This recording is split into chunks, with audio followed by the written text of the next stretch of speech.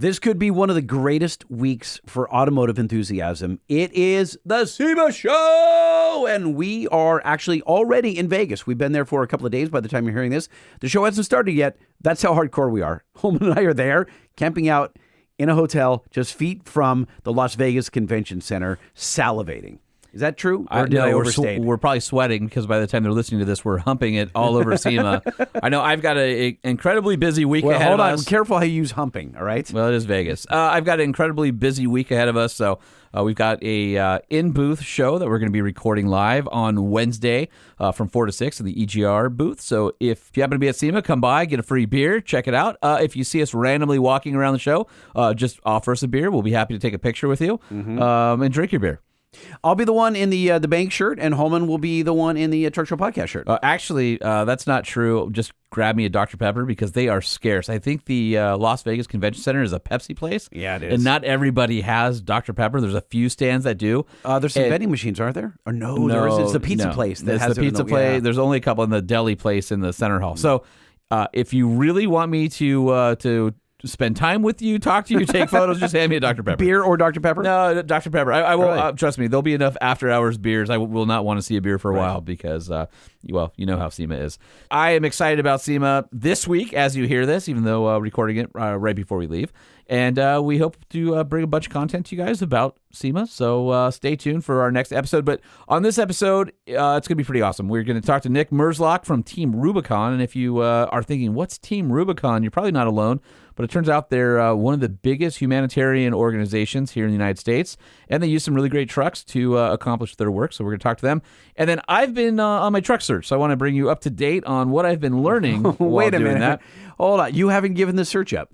No, you stopped sending me listings. No, from I know, car because you got angry. Stuff. You're like, stop sending me stuff. No, I was not angry. Well, I was you stopped enjoying responding. But you were doing it at like 11:30 at night. That's when I do it. I know that, but I get up at like 5:30 in the morning. Yeah, and so turn your thing off. I can't. I like getting messages late see, at night. that's a you problem then. I figure if you don't want it, it'll be off. If you want to, then don't respond. Yeah. Anyway, and then we've got some emails from you guys. So before we get into the show, we got to thank our friends over at Nissan, and the brand new 2025 Nissan Frontier is hitting dealerships. Yes. Definitely want to check that out. New interior with the new 12.3-inch screen. It's got the new grille. It's got the new wheels on the Pro 4X, which is awesome, although the whole range has new wheels, new grills. It's a nice upgrade. One of the biggest upgrades is the fact that you can get a 6-foot crew cab bed on a couple different trims now. So you can get a Pro 4X with a long bed, which is super rad.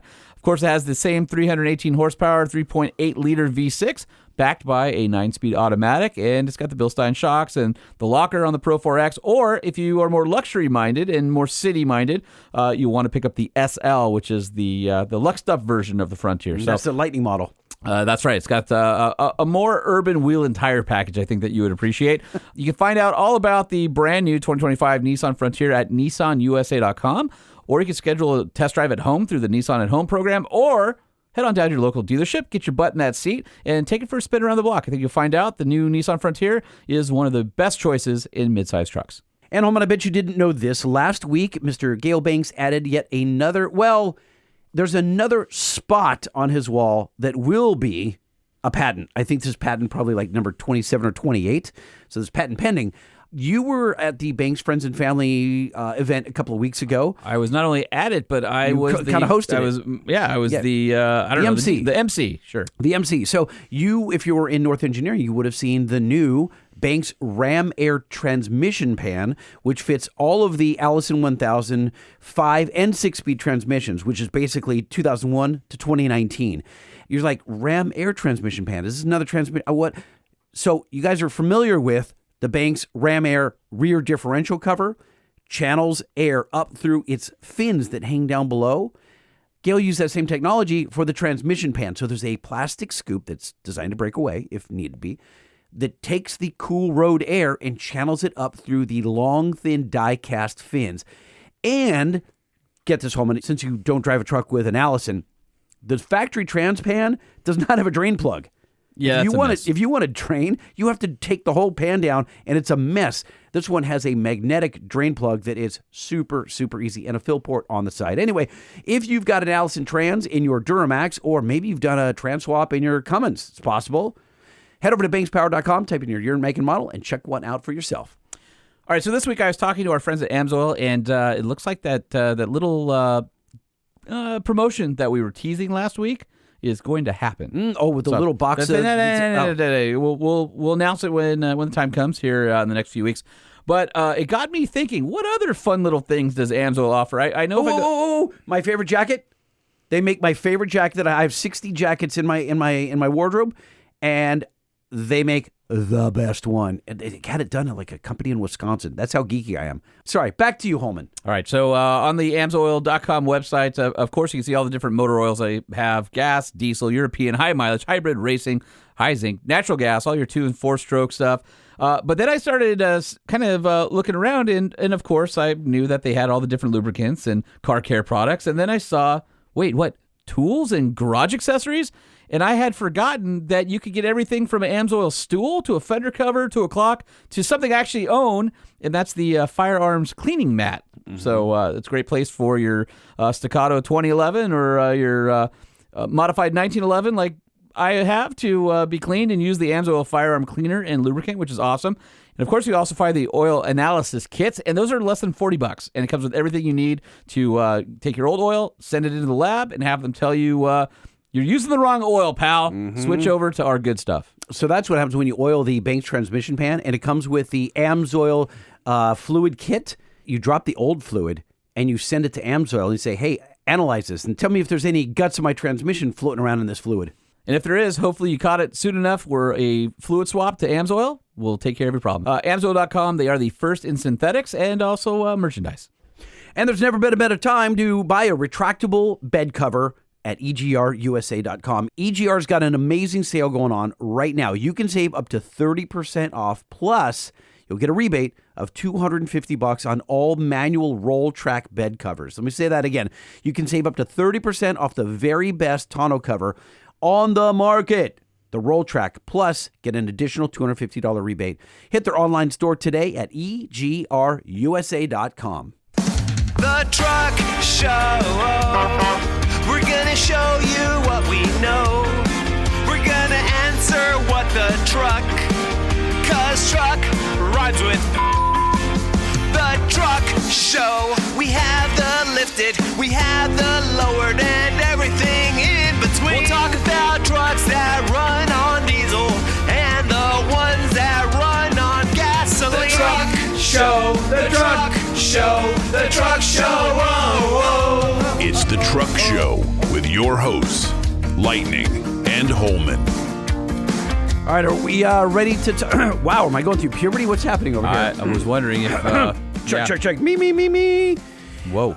Let's start the show with Mr. Nick Mrzlak. He's at Team Rubicon, and if it sounds like a Jeep organization, you'd be wrong. It's actually guys who do good work for the community. So let's give Nick a call and find out what exactly Team Rubicon does and what they're up to. I guess it's my phone, so I will dial. Here we go. Hello, this is Nick. Hey, Nick, Lightning and Holman, Truck Show Podcast. How you doing? Yeah, hello, everyone. It's great to see you guys, Lightning, Holman. Appreciate you guys taking a chance to talk with Team Rubicon. Awesome. This is going to be really interesting. In fact, I found out about you guys probably 5 or 6 years ago when I was working at Four Wheeler Magazine, and we had tried to do something way back when, and for whatever corporate reasons, things fall apart or don't happen. And so when this opportunity came to talk to you guys, it was awesome because what you guys do is freaking incredible. So real quick, we've got a jingle for you, and then we will get into the show. Everyone gets one. Sorry. Pull up a stool and share. Pull up a stool and share a story. Pull up a stool and share. How about you pull up a stool and share with us? All right, so we've got Nick Mrzlak from Team Rubicon, and the first time I heard Team Rubicon, I was thinking, oh, this must be a bunch of Jeepers that go on a trail by think Lake that, Tahoe, yes. but no. Yeah. Team Rubicon is a veteran-led volunteer organization that goes into areas for disaster relief from hurricanes, wildfires, and just has an incredible story. So, Nick, I will let you take it from there or correct all the wrong things I just said. No, I appreciate it. And you're right. We get confused with a Jeep club on a pretty regular basis. That's the Rubicon that most folks know. And so a little background on that story. The Rubicon, if you look back in ancient military history, it's the river Julius Caesar crossed as a point of no return. And that's where we derived our name. So just a little bit of clarity on that one. And you're right. We are a veteran-led volunteer humanitarian organization. We have about 170,000 volunteers spread out across the country. Holy mackerel. We work in global communities before, during, and after crisis. So internationally, we do a lot of medical work. Picture teams of doctors, nurses, and paramedics with backpacks making their way into remote villages to provide medical care. And domestically, we respond to, every kind of disaster, really. Hurricanes, floods, tornadoes, you name it. We do a lot of wildfire mitigation work out west. And then just whatever the task is, we're pretty adaptable and nimble. And so we can kind of meet whatever need. Now, are you guys a 501c3 nonprofit, or what is the organization structure, and how many people run it? Obviously, you've got way over 100,000 volunteers. What does that look like? From how do you deploy people? Who are the people in charge? How does that work? And what's your involvement? Yeah, that's a good question. So we are 501c3, and we're incorporated there in LA. Though we're spread out across the country, so our employees work, all corners of the country. I'm talking to you from Farmington, New Mexico. That's up in the Four Corners part of New Mexico, just south of Durango, Colorado. And we have people just spread out all over. There's about 150 employees that run the organization. And then we primarily run all of our operations with volunteers. So the employees are in total support of the volunteers that are out there doing great work. My position is the director of mission support. And so all of the functions that are a shared resource across the country, this is things like logistics, our mission planning, our mission execution teams, our overhead teams. I get to work with all of those teams. So it's really a pretty incredible job, as well as our training teams. And training is a really important part. Obviously, we're bringing volunteers from all walks of life, not just veterans, but, when we originally designed the organization, we realized that veterans paired with first responders made a pretty good team working on disasters. They could figure out a lot of problems, and that's evolved now into an organization that supports all kinds of volunteers from all different backgrounds. And when we think about disaster response, that's not just the labor that we do, the hard work of mucking out houses, moving sandbags, or working, cutting up trees, but we're doing heavy equipment. We're doing technical skills. We have a lot of technology in our organization. We work with all the big platforms from Esri to our Microsoft partners, you name it. And so we put a lot of technology in this, for sure. First off, like I said, go ahead, please. You have the raddest title ever, Mission Support Director. I mean, it sounds like he's launching spaceships. That's exactly right. Yeah. Way cooler than either that. And by the way, you guys are like saintly compared to Holman and I. It's amazing. How did the organization, Nick, get started? Like, what was the impetus? So we had some remarkable stakeholders at the very beginning that basically on a whim in 2010 decided, after the earthquake in Haiti, in Port-au-Prince, they decided to jump on planes, and essentially they made it down to the Dominican Republic and hiked their way into Port-au-Prince, essentially caught some rides across the border. There's a river at the border, thus the idea that once they crossed over, they were crossing the Rubicon. That was a conglomeration of Marines, some firefighters, a couple of doctors that were on their way down there. And when you see these big international disasters, people kind of come out of the woodwork to try to find a way to help. And that is really our origin story. Eventually, after that, once they realized they're pretty good at it, they hopped onto a couple other disasters, another earthquake in Chile. Well, but Nick, how did they? Who's the they, and how did they find each other? Okay. Was it like a bunch of fraternity brothers? You know what I mean? How do those kind of people, disparate people, come together? Originally, the first couple of guys, what we would call our founders, were Jake Wood and Will McNulty. They were a couple of Marines that worked together overseas and had just been discharged from the Marine Corps after tours in Iraq and Afghanistan. They were the impetus, and then they brought along a couple of other folks that had like minds, military backgrounds, and then some of it was just coincidence. Honestly, they met some people on the plane, and they said, "Hey, you guys want to hop in?" And then they made their way down, tied in with a church group down there in Haiti, and set up a mobile, or not mobile, but they set up a hospital clinic, essentially, treating hundreds of I mean, after Haiti, that was a huge earthquake, if you remember back how that went. Massive earthquake. And they didn't have the resources there. I mean, it really took outside help and, getting hospital ships down there and all sorts of stuff, because everything was just leveled. Yeah. And a lot of it still is leveled, honestly. The last time I was there, it's still pretty damaged, but it was a great mission. And they were able to help hundreds of people, if not thousands, and really get a response started in one part of Port-au-Prince. And there's obviously huge responses going on down there at the time. I'm absolutely inspired by you guys having 170,000 volunteers. I sit on the board of directors for a nonprofit, and I'm looking at your annual partners lists.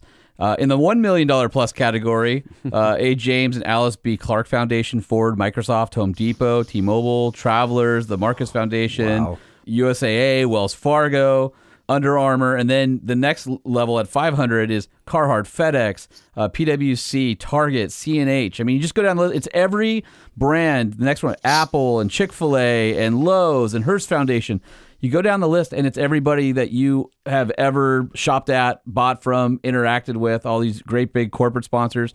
But then you also have a ton of small donation people, and that's available on your website, teamrubiconusa.org. And it's amazing to see how engaged basically the greater business community is with you guys to make these missions happen. I mean, obviously, that takes a lot of work, and it takes you guys proving the skill sets that you have to efficiently manage all that money. Yeah, it's really our incredible partners and our donors who make the mission possible. We couldn't do anything without their support, and it probably leads us right into our partners from Ford, who have supported us this year with a sizable donation of Ford vehicles to help build out a fleet of response trucks. So and I think that's kind of the meat of where we're going. Yeah, we wanted to get you on. I had some friends at Ford contact me, and they said, "Hey, we're partnered up with Team Rubicon. Have you heard of them?" I said, "Oh yeah, absolutely." And they said, we've done some novel things with them this year. We have this fleet of F-150s that have the Pro Power on board, which is their basically onboard generator system. And they said, they're able to take these trucks out in the field, and because the truck can supply or export power, it allows them to basically, you're not wasting your bed space with a generator because the truck's the generator. So it allows you to pack more materials and supplies and other things and then work remotely in the field from these trucks. I went, wow, that's a really interesting story. I mean, I think we've heard stories from Ford where people have powered their homes in power outage, or somebody is, using their electric chainsaw on the side of the trail, or somebody's making margaritas. But this is such a higher next level use case for this type of technology. What does it mean to you to have that, that technology at your disposal? First, the Ford trucks themselves have been just amazing vehicles for us. It's the right kind of vehicle to do the type of work that we're doing. With the Pro Power on board, and I'll give you some examples here in a second, but that Pro Power has a 7.2 kilowatt generator on there. It has, outlets in the bed that'll run, 4 120, volt outlets, and then they have a 240 volt outlet that I haven't used yet on my truck, on the truck that I use. It should be said that the trucks are spread out around the country and respond to local disasters on a regular basis. But when something like Hurricane Helene Hurricane Milton comes in, we'll surge all those trucks down to the event. And in this case, the truck that I use, I was able to go down and be part of the advanced group. So we send fleets of vehicles out in advance of an approaching storm with really a route clearance package. And this is these will be some heavy duty trucks with CTLs, some gear trailers and Sawyer teams. And those teams will drop in immediately after the storm passes as quick as they can. And they'll start helping communities by cutting the access routes, primarily on artery roads and then into the feeder roads as the community needs. They work alongside Public Works or the local emergency response. And in some cases, they'll be working with federal USAR teams to cut access in. So all of that to be said, when we're out there, there is no power. There is, in a lot of cases, no water. These trucks do a great job of providing both of those. The generator is quiet. It's almost silent when it's running by itself. And then when the truck fires up to recharge the batteries, then, it does this automatically. It runs off the battery for the power until the battery gets low enough. The truck fires back up and charges the battery back up in about 15 minutes and then shuts itself automatically back down. And we can use that to power. I haven't found the limit to it yet. And I'll give you some examples. In this most recent hurricane, I was down there with the vice president of our organization. And we get in there kind of early as we start to look at the damage and see what type of response we want to do. We're partnered up with these route clearance teams. And in that truck, I spent, just shy of 3 weeks driving up and down the path of the storm, about 6,000 miles. We lived out of that truck. The truck that I use has a grid rack deck system in the back and a smart cap camper on the top. And we were able to basically survive out of that truck. Sometimes, we'd have a fire station to sleep in, but a lot of times we're tent camping. The whole time we're running computers. We have a electric cooler in the back, like a refrigerated cooler in the back. The truck is full of Milwaukee equipment from our partners at Milwaukee. And so I have all of the battery powered tools in there, as well as battery powered, the MS300 steel chainsaw. And we're able to not only make it up and down the path of the storm, but able to survive out there, cut our way through roads that are occluded with trees. And we saw a lot of that going through Georgia, South Carolina. Every time we got a flat by, using the tools that were powering off the truck, we're able to use the impact wrench. We're changing flats, rapidly in the middle of the night, in the middle of a hurricane, you can imagine. It's just remarkable what the truck allows us to do. And then as we get into these communities where they don't have power, we'll plug the truck into wherever we might be staying. A lot of times it might be a church gymnasium or, some sort of a small commercial building, but there's nothing there. So we're able to use our work lights, our job lights out of the vehicle, plug them into the vehicle. We have lighting. We'll plug in fans so that we have a little bit of airflow in there, because it's pretty sweltering hot, coming from that Florida area and on the way up. Well, that's one of the things. A coffee maker. As far as like comfort, right? You're talking about the coffee maker, you're talking about AC. When you are out in the elements for days at a time, weeks at a time, and all day long you're sweating, you're cutting through trees, you're helping people out, you're doing search and rescue, you're clearing debris, and you don't have a rest and you can't let your body just feel some cool air. And it's so fatiguing that without those, what might sound like luxuries, without that, you wouldn't be able to go for weeks on end. And so that comfort that the power and the generator brings to you has got to be relieving for being able to, I'm sure you guys are working 18 hours on and the rest off. Whatever that quick nap is, you wouldn't feel as recharged if you're doing it in the sweltering weather. Especially not without being able to plug in the electric blender to make the margaritas at the end of the night. Well, that's at the end of the mission. The celebration, the high five. Coffee for the mission, margaritas end of the mission. See, before back in the day, they had to do the gas powered with the 2-stroke. You ever seen those? Ring, ring. Well, that's the nice thing is now we can just plug it right in. They're so quiet, right? Because it's basically you just have the truck idling when it's recharging. charging. But I was reading some stuff on the Pro Power on the 7.2 kilowatt setup, which is the maximum size, I think. For a smaller one is like half that, like 3 or 3.6, something like that. You can literally run a camp, let's say a camper, lights, AC, things like that for days off of that size. And then I was reading one person online said he powered his camper for, basically they went dry camping and didn't have hookups, but they had Pro Power on board. So he had a full fuel tank and they went out there. He said for 3 days they powered everything they needed from their RV and they went through 5 gallons of gas. So no problem like pulling away at the end because it's so efficient. I'd imagine, Nick, you're going to find use for the 220 at some point when you have to do some welding. Maybe a gate has fallen, keeping animals in or out, that type of thing. I would imagine that will come in handy. So I'll tell you where we have used the 220 is we run large mobile command posts. They're a semi-trailer that's been converted into an office. It supports about 12 people. It's lined with a desk and along the walls and all of the stuff to support what you would use for an emergency response command post.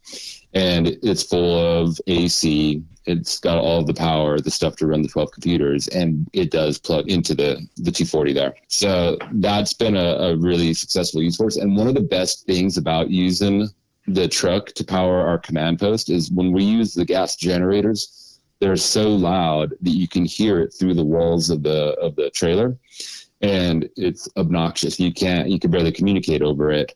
The truck is nearly silent, no interference on that. So it works out really well in some of the larger applications. It blows my mind that you could plug in a mobile command post that has communication equipment, monitors, computers, lighting, HVAC, circular saws. Well, I mean, they're not cutting anything inside the mobile. Well, they're building the mobiles. They're building the tents and stuff. Oh, I guess it wouldn't make it out of wood. Refrigerators, all the things, all that kind of stuff off of your F-150 that's parked just next to the trailer. To me, that's kind of mind blowing. You're right about how efficient it is. It's got that V6 power boost hybrid engine in it. The truck, running it at highway speeds, I was getting about 22, 23 miles to the gallon on it. And then when we just run it off the generator, like say, for example, the command post, it barely moves the gas needle. It's just incredibly efficient on how well that works. So, and you can imagine out there in these hurricanes, right? So we've got no power, we've got no water. There's also no fuel. The gas stations don't have power to run the fuel, so like fuel is a premium. There's like 2 things in a disaster that are really like critical: fuel and ice. And so if we can run our own refrigerators on those trucks, so we're not competing with the survivors of a disaster for ice. And if we can make it further so that truck has a range of about 550 miles is what it usually shows. That gives us a lot of ability to work out there for a long time and not be competing for resources with all of the other folks who need them much worse than us. That's actually a really interesting point I hadn't thought about, is the competition of resources. You're going into this area, but of course you guys need resources for your own refueling, for your own food and shelter and all that. And I didn't even think about that. You're going out there rescuing people and helping out, but at the same time, you're still in need of those resources. You're still human beings that have to, eat and shower and drink and do all those things. So that's pretty amazing that you can kind of bring your own ecosystem with you so that you don't impact the ecosystem that you're trying to repair. We've used a lot of different vehicles in the past, but it's remarkable if you put the technology in the new Ford trucks to use, what you can actually do with it. It's pretty incredible. How do you balance that when you're going into an area and you don't literally know the condition? You got like 20 miles square to cover. It's the storm has come in, leveled houses, done its damage, and you don't know what to expect. So how do you actually plan for, let's have this much fuel, we're going to go this many miles, what does that plan look like? Because your time is of the essence. So it's not like you can spend 3 days on the computer planning it out. You need to get down there and act, but you can't put yourself in a situation where, again, you're fighting for resources or you're dominating the local resources.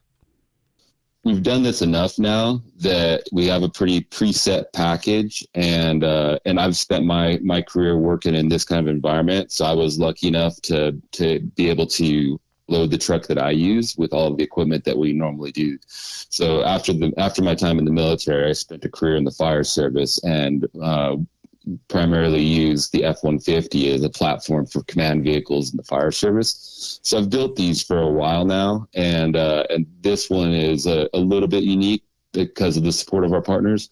So much more effective than the vehicles I built for the fire service, that almost same design, a rollout deck system, all the other stuff, but now with the Pro Power and not having to rely on just the vehicle's 12-volt system, it enhances everything. And then, to your example there, this particular set of storms was really unique. In Florida, we saw, where we started our response, we saw kind of a traditional hurricane with wind and big storm surge from the ocean that came in and inundated the houses.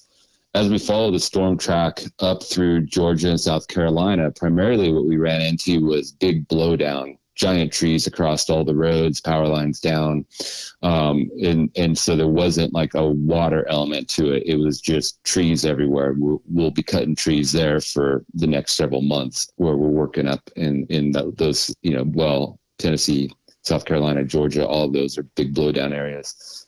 And then as we went up to North Carolina, we got into that event where they had the incredible flooding. And so each of those, posed a different set of challenges, but the truck had the right equipment in it to get us through all of that stuff and to start the response for each of those elements. And then as we saw Hurricane Milton come in 10 days after Hurricane Helene, it spawned tornadoes. And there's a whole different element with the tornadoes than we see with a hurricane, with the way that it twists metals and throws screws on the roads and all the other things. Each of those different environments that we saw in this series of storms, the truck worked perfectly in all of those. And so having the right gear in the truck, having a little bit of know-how, being prepared, you kind of know that once you get to within 60 miles of the storm path, that'll be the last gas stations that'll be open for a bit. And so you kind of just get your fuel at that 60-mile point.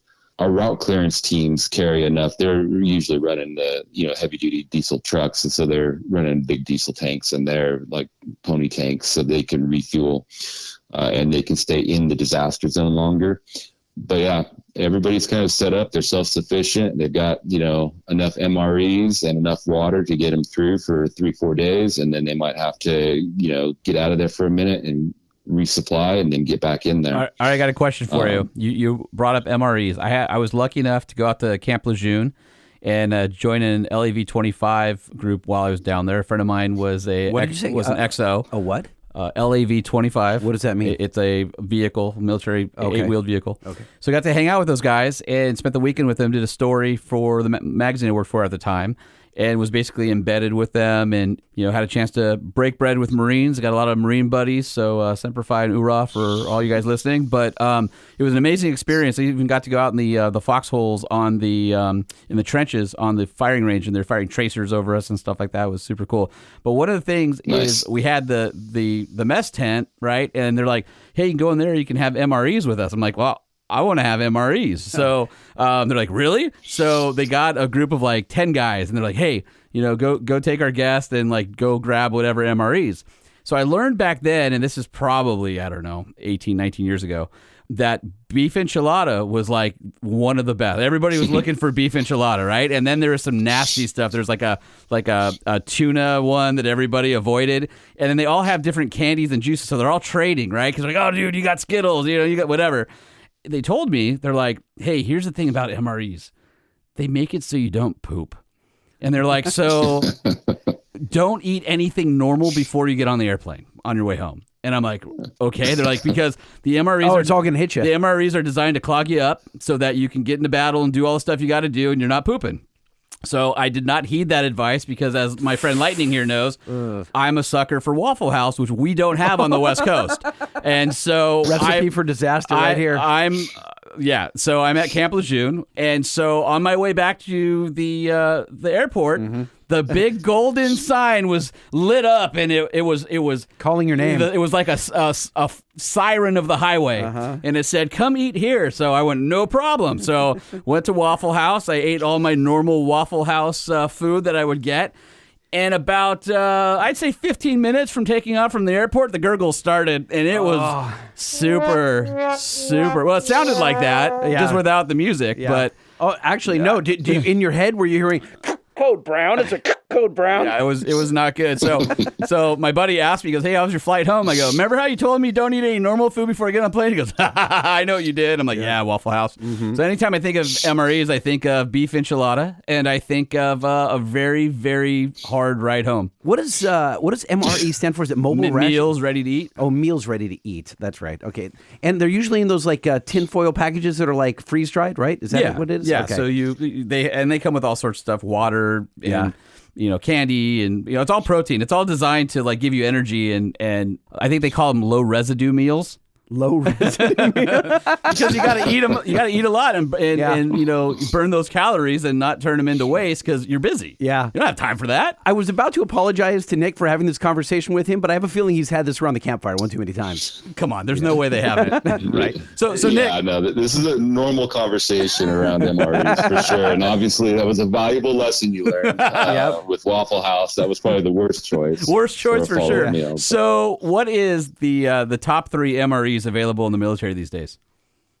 Boy, I don't know in the military, and everybody has different favorites. And we do talk about this, and we were just talking about this last week, where some of the guys are really fond of the ham steak, which some people hate it. It's basically a chunk of Spam. Ham or steak? Yeah, it's just a big old chunk of meat product. That one can be popular.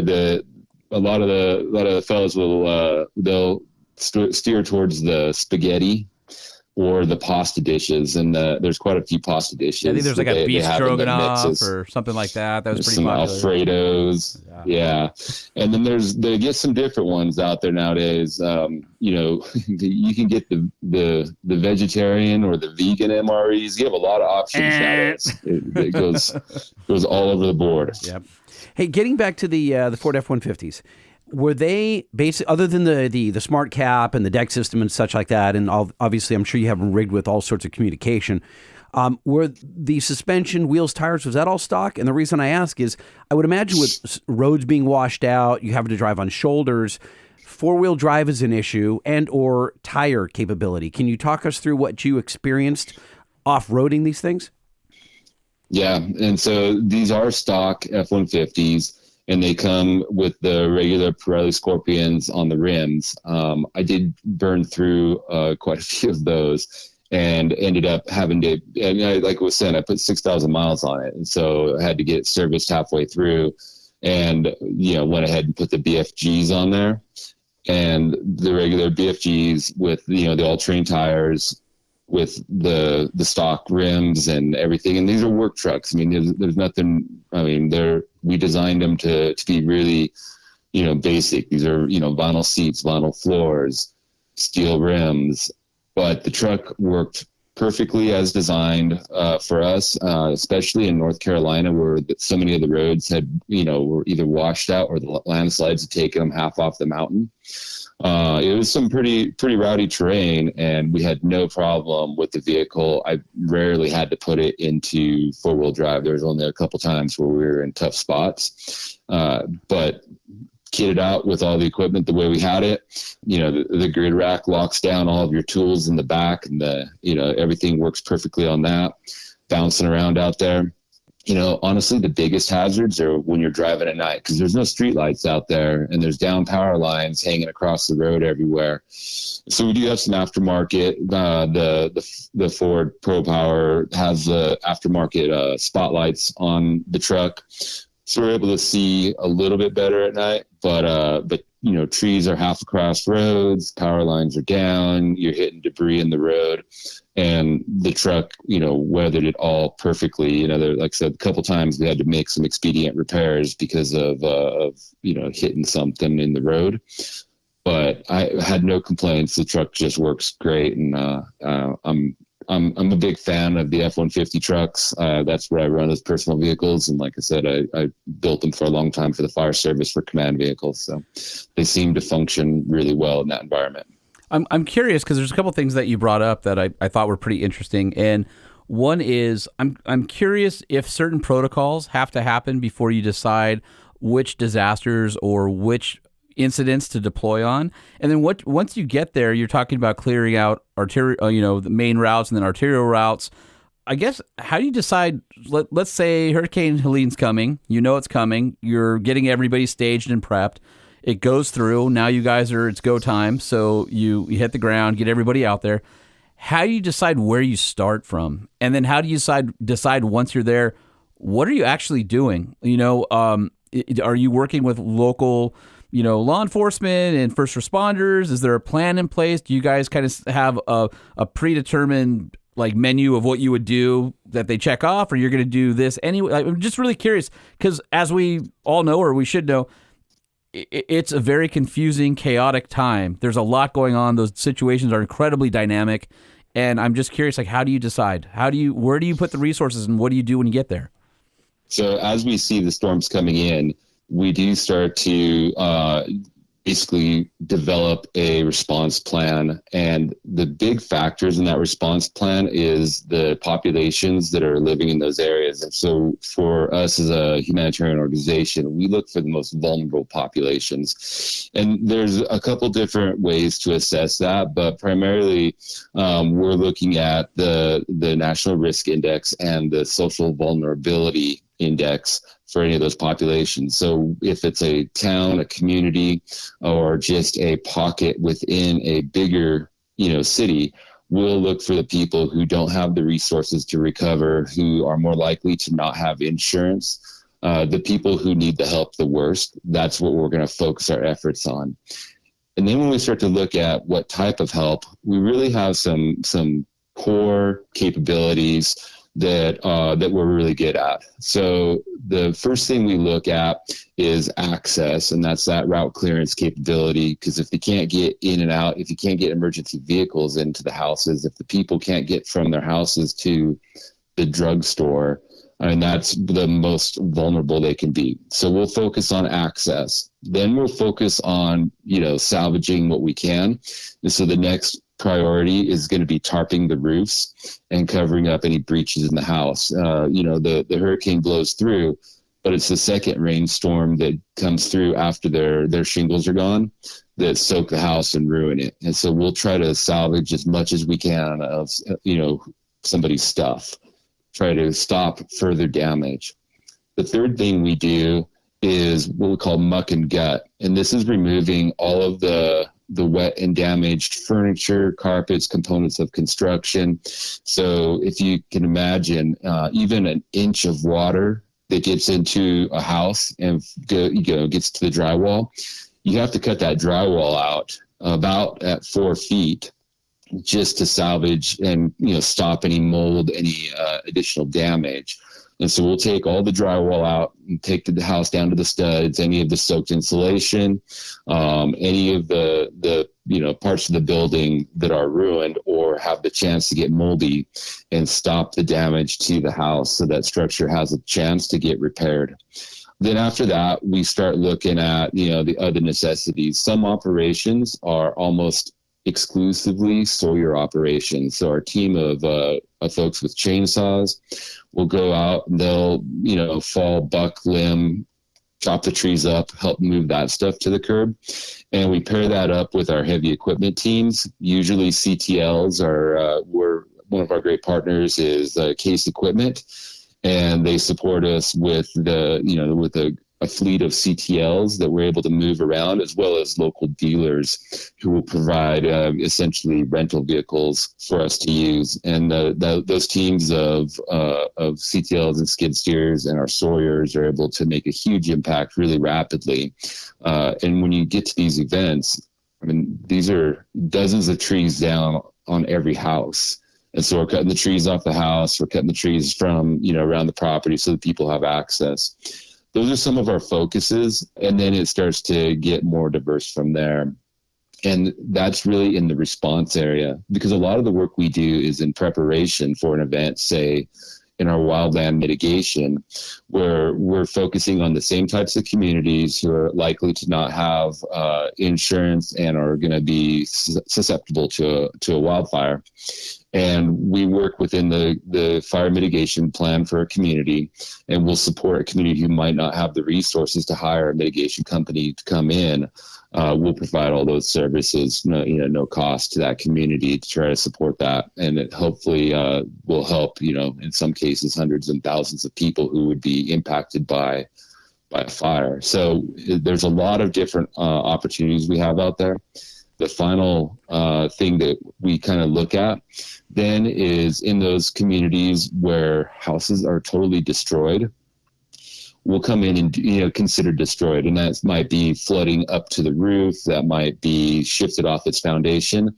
We'll bring the teams in to do demolition, and you can imagine free demolition for somebody who's trying to get back on their feet, gets them back to a clean slab, or where they can start rebuilding a house that saves tens of thousands of dollars for a homeowner or property owner.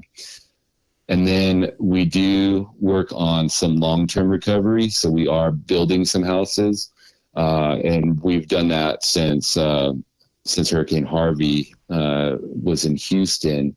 And so we've got hundreds of houses that we've built either around the country or in Puerto Rico, where we've put on hundreds and hundreds of roofs for those. And the houses that we build and any kind of reconstruction we do exceeds code and meets all of the hurricane standards. And again, supported by some of our great partners. GAF is our roofing partner and have some very resilient shingle solutions. So again, applying a lot of the technology to really evaluate where the best places are, what fits them. And one of the things that we say is, when you have a disaster like that go through, people need 103 things. Team Rubicon, we can only bring a few of them, but the few that we bring will be very impactful, and we can do that excellent. So those few things that we do, the mitigation work, the response work, the core operations work, those are the things that we really focus on. We can't do everything, and we can't save everybody after an event, but we try to be as impactful as we can and make sure that the dollars that the donors give us go the furthest. And there's a gazillion ways to get involved. I noticed the contact us on there. Is that also, have you guys ever had communities reach out and say, hey, listen, we may not be on your radar, but we could use some help? Is that something that happens as well?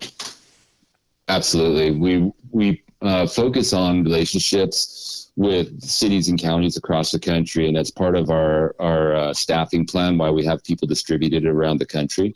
And so they'll work ahead of an event to make sure that we have those connections with local emergency managers. And we like to say that every response starts and ends locally. And so our local volunteers will be engaged in that community. And there might be like service projects. It might be helping to build wheelchair ramps when there's not a storm, or it might be, working in some other.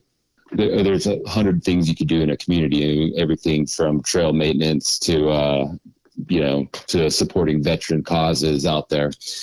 So we establish those relationships early, but those communities know to call us, especially communities who know the name Team Rubicon and they've worked with us in the past. They'll call us back, they'll welcome us in, and they'll actually provide places for us to stage our base camps. Or allow us into facilities that can house our volunteers while we're there. So the community partners have been great for us.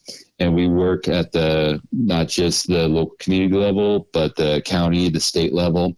And we are tied in with FEMA. And so we do have some of our members who sit in the National Response Center up in DC when a big event like this happens. So FEMA also knows what we're doing, as well as FEMA tries to track a lot of the volunteer groups, because these events are too big for any entity to respond to. So without the whole of the response community and the volunteer community, it's not realistic for a place to, get back to normal, let's say. On the site, Nick, you've got volunteer with us. Step into the arena as a gray shirt. What does that signify, the gray shirt? like the t-shirts that we wear are Team Rubicon t-shirts, and there's a bunch of history and kind of some stories that go along with this. This is part of the military ethos, so everything that we have has a story behind it. But essentially, early on in the organization, when the team was deploying, they decided they needed matching shirts, and the only color available was gray that fit everybody, and so they picked up these gray shirts. Eventually, those gray shirts got branded, and that's now the official uniform of Team Rubicon. Gotcha. We all are wearing a gray shirt with our Team Rubicon symbol on it. And you'll see uniquely, if you look at any of those pictures, a white bar across the front of the shirt where our volunteers write their name, because people are coming and going in these events pretty rapidly, and there's a safety factor to that, being able to yell at, hey, Devin, hey, Nick, because you can see the name on their shirt, watch out. That makes a big difference. And one thing to point out is, like, an example right now, in response to Helene and Milton, we have 10 operations up and down the storm track, and there's about 330 volunteers out there today that are working. Those volunteers come in for 7 days at a time, and they rotate out. 7 days is a pretty long stint of that type of manual labor in those types of conditions, sleeping on cots, eating, MREs or donated food, then doing a hard day's work. And so we're cycling these volunteers through at a rapid pace. And so having that uniform and having that identification is part of the way that we're able to be successful with that. Nick, I have a question that this is me personally, Lightning. Can you give any advice to people like me that want to help, but don't know how to, and this sounds... Don't have military experience? No, No, this is more practical. Okay. You got a job, and maybe you're busy at work, whether you sit behind a desk or you're a welder, whatever it is, but you have a job that's 9 to 5 and you're expected to take off. You got 2 weeks a year, 3 weeks a year of vacation, and you're maxed out because you took the kids to Disneyland and you did something with your wife, whatever, but you want to help. What advice do you have for being part of Team Rubicon, and how do you get out of work? Some companies will allow you to go volunteer. There's some other ones don't. Do you have any advice? Have you talked to people who have navigated this?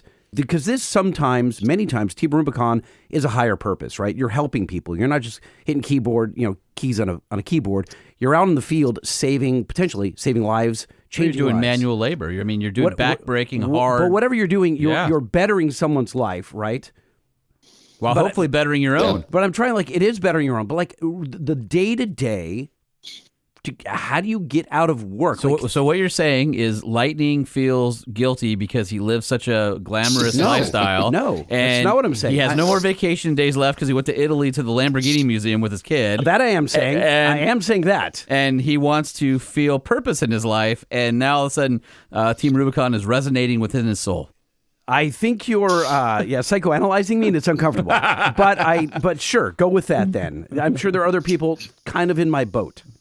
No, you're absolutely right, Lightning. It's a great question, and I can talk about it in general and for Team Rubicon. So first, I'll start with the Team Rubicon. And, when we look at that 170,000 volunteers that are spread across the country, a lot of that might be considered the reserve army. It's just standing by. And maybe you don't get that chance to volunteer and deploy across the country to an event because of your work schedule, your family schedule. But when that event hits your community, and you're plugged in with Team Rubicon, and the job isn't there for the week because there is no power, then you still have that ability to help with that organization. And just being part of the organization is the first step. Then there's the next part is, all of this stuff that's happening out there in the field takes a bunch of remote support. It takes people on computers that are, mobilizing folks. They're purchasing the flights for them.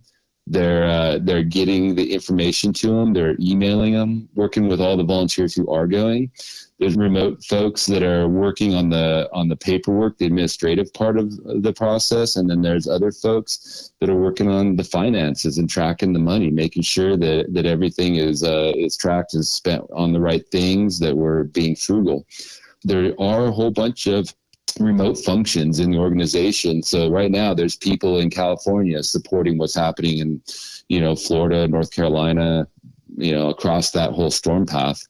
And it might be just on the nights or weekends. Maybe they've put 2 hours in at night working through like screening the requests for assistance that come in. There's thousands of requests for assistance. Somebody has to evaluate those, see if it's the right fit for Team Rubicon.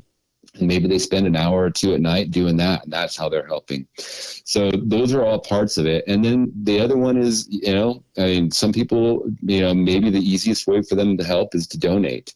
And that trusa.org, the link is right there. They, receive donations. It might be as small as, a few dollars all the way up to some of those big donors from corporate organizations that have that ability to support. We get support in other ways. A lot of the partners that you see listed, they're providing the equipment, the saws, the trucks, the tools that we need. Things like Home Depot, who's such a great partner with us, that they're doing all of those types of support. And the other thing is, for the companies that people work, those companies a lot of times offer that volunteer opportunity with Team Rubicon. So at any given time out in the field, we might have dozens of folks from Home Depot or the Team Depot Foundation out there. We might have people from Ford employees who come out. And so the dealership might bring out their staff for a weekend. So working on what your company's volunteer policy is and how that company, because most big companies, they want to help, and especially want to help in their community. And if we provide those opportunities for them, we'll bring them out. And, maybe they're wearing a gray shirt, maybe they're wearing a blue shirt or an orange shirt, who knows? But we'll provide the opportunity for them to help and make sure that there's somebody out there who's trained, that understands what the task is, can keep them safe, and can put them to work. So those are really the ways. There's a lot of ways that you can join, not just Team Rubicon, but a lot of volunteer organizations, and they all need different types of support. Maybe it's maybe you're just in garrison till the time comes, but maybe you can find a way to stab in, and it might be an hour, a day, or maybe it's a week. And then in my situation, where it started out being just some volunteer stuff here and there, eventually it turned into I committed my whole life to the organization. So now it's my job. Dude, that's amazing. We are happy to know you, happy to have you on the Truck Show podcast. I know we have got listeners who are listening to this going, wow, this is one of those interviews I wasn't expecting. And so if Team Rubicon has the stories resonate with you, you want to help, head over to their website, teamrubiconusa.org, or they're all over all the socials. So whether it's Facebook, or if it's X, or if it's Instagram, those are all Team Rubicon. YouTube is Team Rubicon USA. LinkedIn is Team Rubicon, and Vimeo is Team Rubicon as well. Google is your friend here. They're everywhere. But there's ways to donate, ways to volunteer, ways to be involved, and ways to support Nick and Team Rubicon. And you guys are doing awesome. I know this started with a conversation about trucks and how trucks make your job easier, but it's awesome for us to be able to kind of give a little bit of the backstory of what you guys are doing, especially right now, since there have been so many kind of disaster incidents within the last just couple months. I appreciate you guys giving us a platform to tell our story. We're pretty proud of it. Team Rubicon is an awesome organization, and so hopefully people do look at the website. And if you're looking for a chance to help, we can put you out there to help in it, and we can make it kind of cool. It's pretty exciting work that we get to do, and there's a spot for anybody or for everybody. Even Lightning. So, yeah, feel free. I was going to say, Lightning, we're ready for you. Come on out. And, they're going to turn you into a man. I know, right? I'm all about it, dude. I'll rock a chainsaw. Yeah, but let's look. You don't have any money. You don't have any time. And you don't have any more days off. Yeah, so you're kind of useless. It's a little bit of a problem, yeah. All right, well, we'll figure out how to get Lightning involved with you guys when his PTO resets in 2025. We'll look forward to it. You guys just let us know. All right. We'll be ready for you out there, and we'll have some like-minded folks out there for you, Lightning. In the meantime, we'll consider our contribution this episode. How about that? No, that's weak. You can go through the rest of the year saying that you did something. We're not sweating right now. We need to put in some actual. Well, the AC's not on. Some elbow grease. Yeah. All right, Nick, you're doing phenomenal work. Thank you so much, and we appreciate you carving out some time for us. I appreciate you guys listening to us for a little bit, and one more shout out to Ford for their incredible support. The vehicles make it possible, and they are we're putting them to work out there for sure. So we're happy that they make such a great product that can make your job in the field easier for sure. So I appreciate my friends at Ford who got us together, and hopefully this isn't the last time that we have a conversation with you.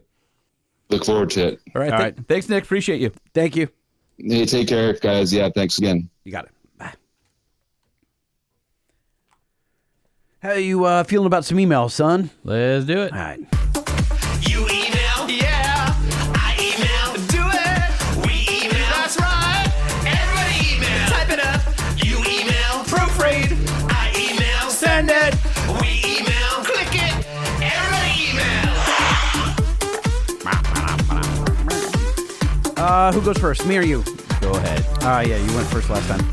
All right, I'm going to kick it off with an email from Mike Boyle. Subject line is oil question. Let's see what he says here. So, hey, Lightning and Holman. Mike Boyle here. I have a random oil question. I was hoping you could run this by one of your experts at AMSOIL. A couple of years ago, I inherited my dad's 94 F-250 with a 7.5 gasser. It's the second vehicle that only gets driven about 1,500 to 2,000 miles a year. This means it sits a lot. Yet when it does get used, it gets used hard, typically towing or hauling. Truck's got 185,000 miles on it, and my father always ran 20 W50 oil in it.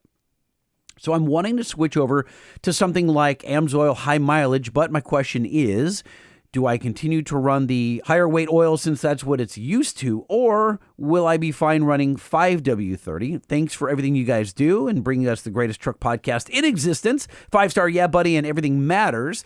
P.S. Sean, can you please help me convince Jay and Gail to do another run of 7.5 Power Pack kits? I was really disappointed to learn that they were discontinued right after I took possession of my truck. It really needs some help. Yeah, that's one of those ones that I was actually surprised they discontinued, and I was kind of bummed out about it. And maybe in this next segment, I'll have some firepower to help you revitalize it. It's not going to happen. No. It's just not. I mean, we just moved too few of them. I mean, we still sell it out, but I think anything that we sell like fewer than 100 a year, we have to really look carefully at because, man, the stuff's so expensive to make, small quantities. So he also... That would be a no. Yeah, it's a no. So I'm going to give you some 5-star. 5-star review! 5 stars! Yeah, buddy! Thanks for watching, and remember, everything matters. So we've now got 2 questions for our friends at AMSOIL. I think we get either Mark or one of the cats over there to help us out because we have the ATF question that we've been sitting on right here, and high mileage. Yep. And I never got the actual answer about the European car formula. Did we? Yeah, we did. Oh, we did get it? Yeah, because the metals are different between the 2 engines, between European and American engines. We got that while sitting around a conference table at AMSOIL. He gave us, but he was saying it was the... So what you're saying is the answer you got, you're not satisfied with. I'm not, because that was kind of I didn't think it was emissions related, which at AMSOIL they told us when we were sitting around the conference table. He indicated it was emissions related. Original answer that I got that I can't remember what it was, but it had something more to do with the coking of the engine. Nobody says coking anymore. No? They don't? Unless you're like an old-timey chimney sweep. Well, we'll get to the bottom of it. We'll get it answered once and for all. All right. Well, I just wanted to let you know that we actually do follow up. And a while back, our buddy Ray had written asking about engine braking on the Cybertruck. He said, hey, what happens if the EV battery's full? And was kind of curious. So I actually wasn't able to contact anybody at Tesla, but I reached out to my contact at Ford.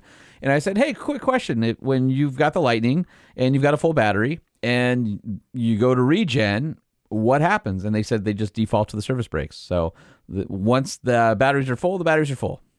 So there you go. That's the official answer. You heat up your brakes from a car company. Now you got a regular car. Yeah, Yep. Regular brakes. Yep. This is from Mike. Hey, Lightning, is there still... Oh, geez. I didn't realize I was about to say this on the air. Oh, whatever. Is there still a Banks discount code for the Truck Show Podcast fans? And yes, there is. You have to either email me, lightning@truckshowpodcast.com, or DM me at LBC Lightning, and I will hook a brother up. This guy actually is looking for... I think Mike's looking for it's an iDash and a Stealth Pod for his 2020 Toyota Tundra. Mike, I got you. I will reply to your email and hook you up with the something. No, he should have to email you back by listening to the show. Don't make it easy for him. That's way too easy. You're just going to reply to his email? But he already emailed me. Nah, he's got to email email me you for twice? directions. Yes. Make him really want it. No, that's not cool. Already reached out to me, lightning@truckshowpodcast.com if you want the hookup. Trevor writes to us. He says, I haven't listened much lately, so I'm just catching back up and therefore hitting you with my brain dumps. Lightning did a fantastic job with Gary Bell interview. That was really enjoyable to listen to, the guests being in studio, so the quality was great. There wasn't an abundance of talking over each other and the guests, and it helps that I do like me some audio. Where possible, having the guests in studio would certainly be preferred from a listener standpoint. Suckage was low. We every time, that's actually when we do our intake form, we always ask people if they'd like to be in studio. That's our preference as well. Also, more big props to Lightning. Big props to Lightning getting the whole story out about Sublime. That was also very low suckage. It's like I came back to a whole new podcast. What's going on? Trevor. Lower the suckage! I was trying. Hold on. He has a follow-up email. He says, after skipping something like 5 minutes of bickering on opinion of whether the Rivian and Scout look alike, I take back what I said earlier. That was about as intriguing as listening to arguments about why Holman likes chocolate, but Lightning likes vanilla. It's actually the other way around. I'm not a chocolate fan. I love chocolate. If you guys want Lightning to try any weird foreign chocolate, except dark chocolate. If I don't like dark chocolate, don't bother sending that. But if you think like you have the best milk chocolate in your area, send it to your boy over here. Yeah, come on. You can hear it sucking. I can hear you sucking. I know, that's what I'm saying. This one's from Jeffrey Brown. Hey, Jay. With Sean being the new president of the MDHCA, please do a new Desert Explorer jingle, but with Billy voicing it. That's funny. It wouldn't be as good, though. No, it wouldn't. Yeah, so... Do you want to do another one? Do you want to do it right here with you on it? I don't want to do that right now. No. I'm going to do one. It has to be organic. Billy was organic. Yeah, it was. That just kind of happened because it was funny. Billy Creech, Desert Explorer. Hey ho! Teach us what you know. Go ahead, Billy. We're waiting. All right. All right. So here's the thing. I would do that if 100 of you become members of the MDHCA. MDHCA.org. It's an awful website at the moment. We're in the process of redoing every it. Show now. Where the listener brought it up, not me. We're in the process of redoing it. By the end of the year, we should have a nice, easy website. But you can go. Actually, the MojaveRoad.org is probably the easiest way to get there. Anyway, would love to see my members either donate or become a member and help our little museum in the desert out. I would really appreciate that. Okay. All right, I've got this one here from Zach Summers, Lightning Intervention. Oh, no. Longtime listener, first-time emailer. Just listened to Season 2, Episode 136 with Mike Spagnola. And all I have to say is, while Lightning's long and drawn-out story about Sublime was interesting, I think he needs to learn the phrase, time and place. You started out the interview with saying you had a lot to cover with Mike and a short amount of time to do so, yet you go way, way, way out of your way in left field about the history of a band. Sometimes silence can be bliss, Lightning. Just my opinion. Not that it means much. Oh, it means something to a lot of people there, Zach. Keep up the great work. 5 stars in Mounter Parometers. Thanks, Zach Summers from Missouri. That's funny. I don't recall asking for a really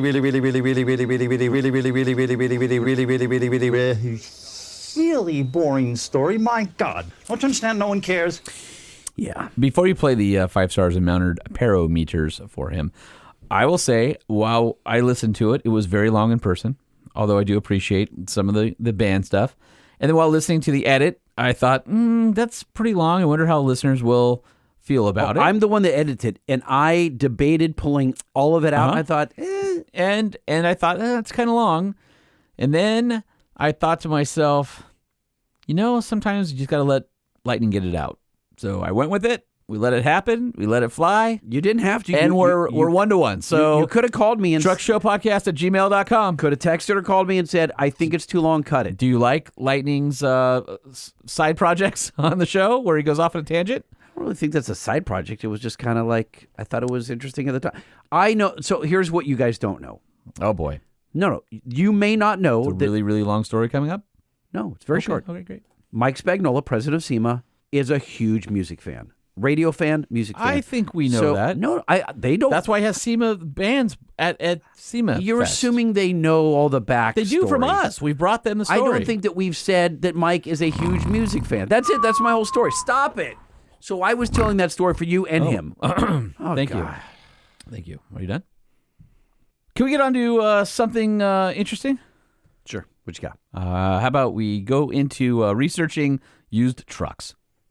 Is this a stretch to call this next segment a you review? Well, I'm going to review the used trucks I found out. I'm going to put them up on the podcast TV here because I'm disappointed in what I found, and then I'm also blown away by what I found. I'll share that with you. A little bit of a stretch for this jingle, Just but play I think It's it works. Yeah. It's fine.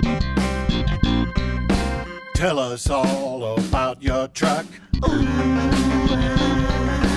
Is it great or does it suck?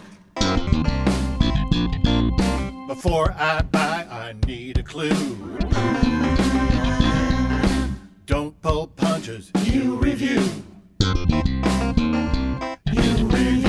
Is it funny to you guys that the dude that made that jingle is like an accomplished, like Producer?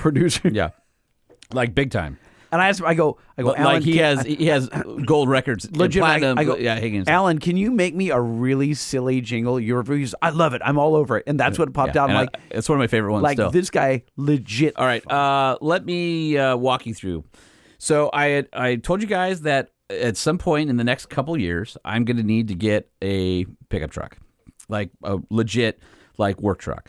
I'm starting to look at it now. It's kind of like when you know you're going to buy a house in a couple years, but you got to see like what's out there at what price point and where you can live. And you start soaking all that in. Where's the market going with it? Yeah, but inevitably you find the perfect house right in the middle of your initial search, and you're not ready to pull the trigger. And of course, what do you think has happened this week? I found what I think is nearly the perfect truck, but we can discuss. But I also found some... And you don't have the money right now to buy it. I found some really piles of So I have scoured Auto Trader, Edmunds, Car Gurus, and even Bring a Trailer to bring you these fine examples, Lightning. So, Well, before you do, this is a great question for you. Having now spent so much time on all these platforms, what is your preferred app?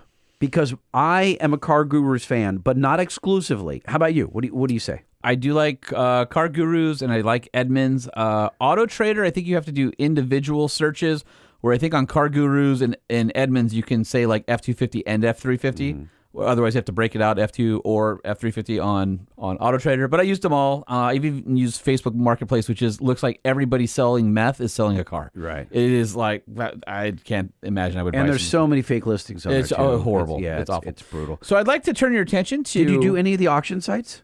No. Okay. All right. I'd like to... Let me set the stage first. Here's what I want. I want a Super Duty, F250 or F350. I want a long bed, regular cab, 4x4.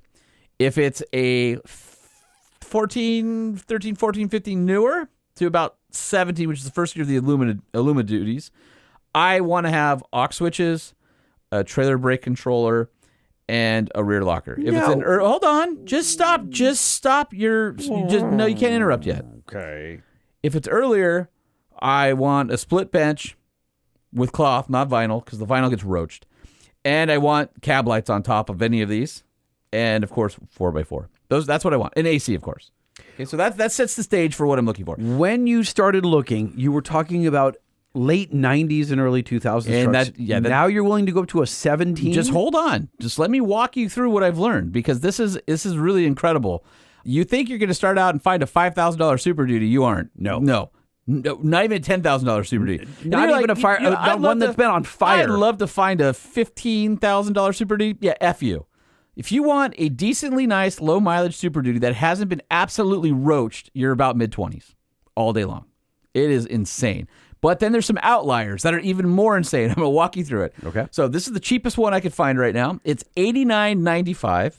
It's a 2002 F350, but the problem is it's 5.4, and I refuse to get a 5.4. Yeah. I won't do it, especially on an F350. Now, this is basically the same body style as a 7.3 truck, so it's leaf spring. It's super early. And the problem with regular cab Super Duties isn't the mileage. You can find low mileage all the time. Yeah. It's that they almost all have the snowplow package on it. Yeah, and look at how it's horrible. rusted. Dude, even the fenders are rusted on that one. Oh, this one you can see through it.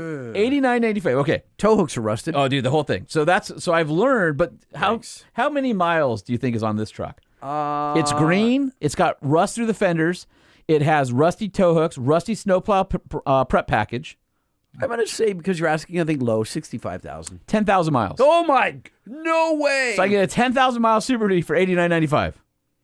But that's and because have to put $10,000 back into it. I'm saying you got to have to gusset the frame because it's probably falling apart. It's funny. So much rust. So the pre-13s, the interiors hold up pretty good except for the vinyl seats, which is pretty surprising. After that, they go into, like, the steering wheels are roached and fall apart. So there's certain things. I can tell within now 1 minute of seeing a picture if I want to even click on the rest of the photos. Yeah. Look for the rust on the tow hooks. Look whether it has a snowplow prep package or not. And look if I can see any visible rust on the outside. That tells me everything I need to know if I want to move on or not. And then on the inside, it's how tore is the driver's seat? Did Bubba slide in and out of that sucker and rip it to shreds on the outside bolster all the time? Vinyl ones are really bad. And how roached is the steering wheel? Mm-hmm. And if it was personal use, it's amazing. There's only two kinds of Super Duties. It's I was a snowplow truck and I'm roached, or I was the dude who owns the company's truck and there's plastic on the floor. And the difference between those two trucks is like $15,000. Now, are you seeing any dashboards cracked from the sun? Not too many. Okay. All the Super Duties, but I'm also looking under. Or is that a GM thing? I'm looking under 60,000 miles. Oh, so I'm not. I don't want anything more than that. Got it. Preferably lower. Now, I see this one is in Alliance, Ohio. Yes. And Roach. I feel like you should be looking in Arizona, Texas, no, California. They don't exist.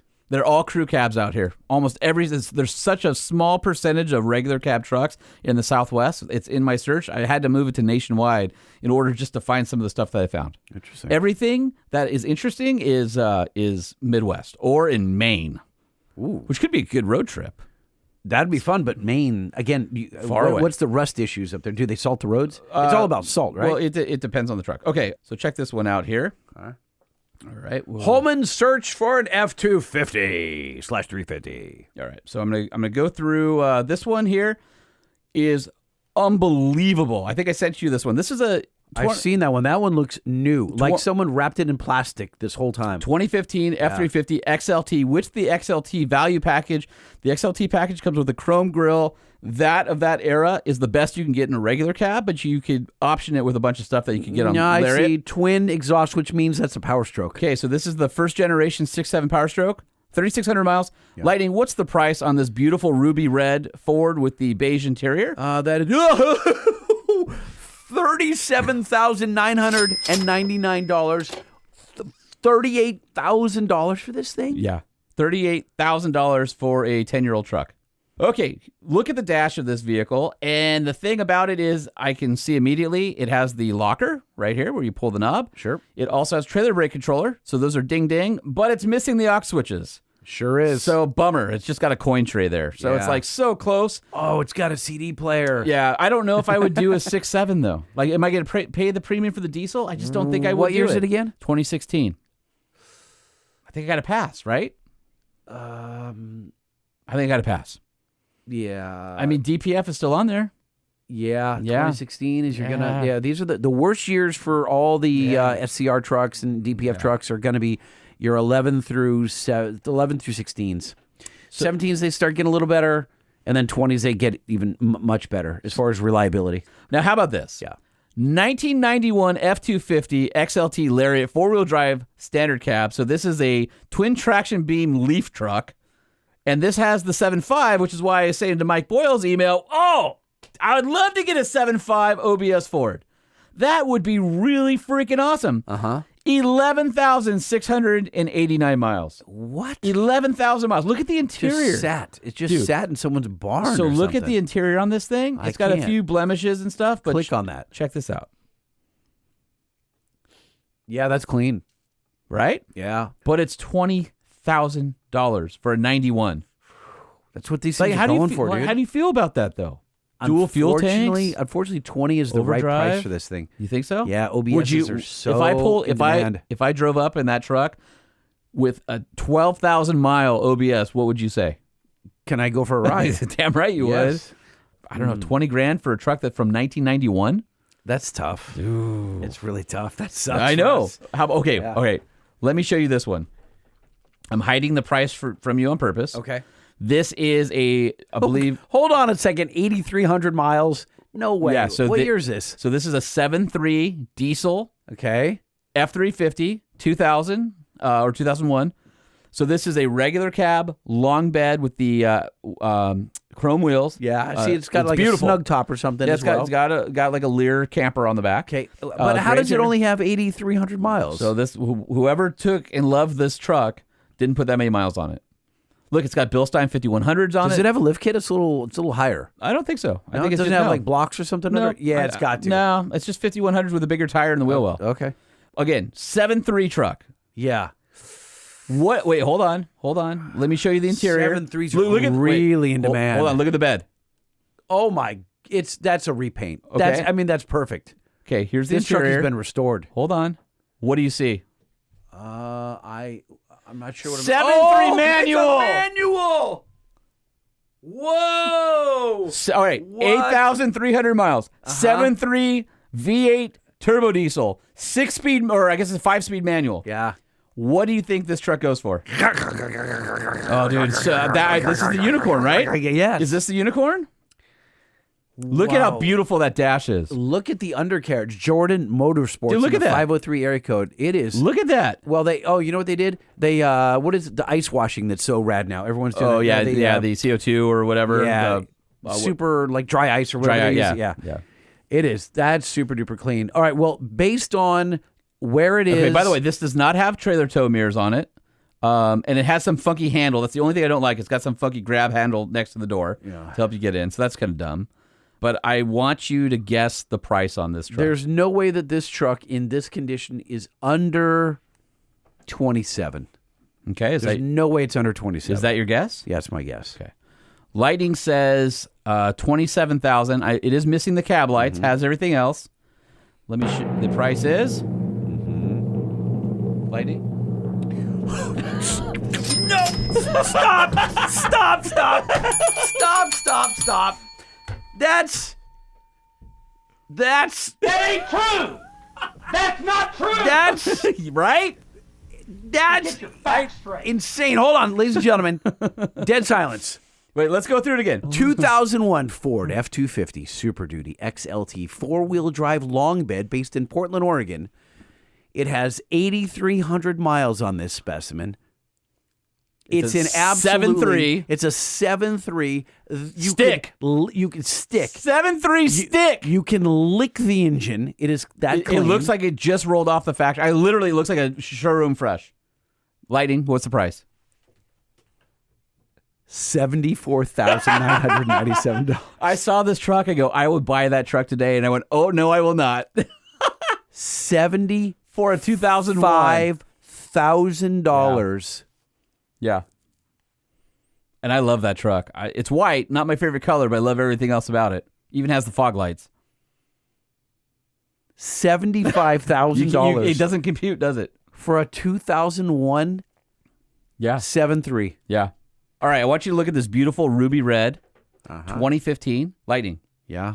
I'm looking. 2015 F350 XLT. Wow, 10,100 miles. Beautiful condition. What did you put in, max of 20,000 miles? Why are you looking for these barn finds? Because I don't want to get rid of it. Like I'm going to buy it once and it's going to be that's going to be the truck. Okay, so this is again a 10,000 mile truck, ruby red. The problem is 6.2. The interior is gorgeous. Yep. Even the wheel's not roached. It's flawless. Although trailer brake controller locker, no aux switch. But that's I can live with that.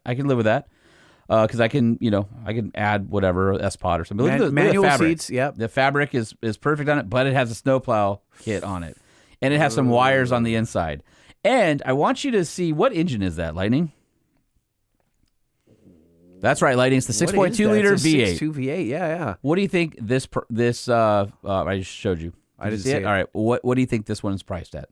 10,000 miles, 2015 Again, F350. Again, anything I think like under like 40,000 miles, it sends the price up. Okay, that it does. But like, where are you at? I think this is 10-year-old truck. Gas, not diesel. 29 to 32 range. Oh, come on.